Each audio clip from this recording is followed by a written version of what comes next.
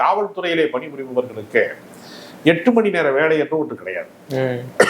ஏறத்தாழ பாத்தீங்கன்னா அவர்கள் எல்லாருமே தூங்குகிற நேரம் எந்த நேரமும் கிடையாது. காவல்துறையிலிருந்து திடீர்னு அழைப்பு வந்தால் அவர்கள் போக வேண்டும் என்கிற நிலைமையில் அப்ப மன அழுத்தம் அவர்களுக்கு அதிகரிக்கக்கூடிய ஒரு வாய்ப்பு இருக்கிறது.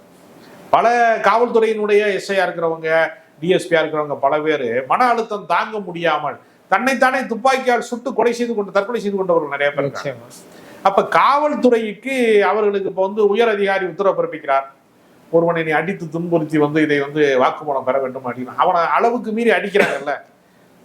ஒரு தனிப்படையாக போய் அடிக்கிறாங்க இல்லையா, ரவுடிஸை போல கூலிப்படையை போல அவர்கள் வேலை செய்ய. அப்ப உயர் அதிகாரி அப்படி ஒரு உத்தரவை பிறப்பித்தால், ஒருத்தர் என்கவுண்டர் செய்யணும், ஒரு ஆளை அடிச்சே கொலை செய்யணும்னு உத்தரவு பிறப்பித்தால் அந்த உத்தரவை மறுப்பதற்கான அதிகாரம் ஒரு காவலருக்கு இருக்கிறதா?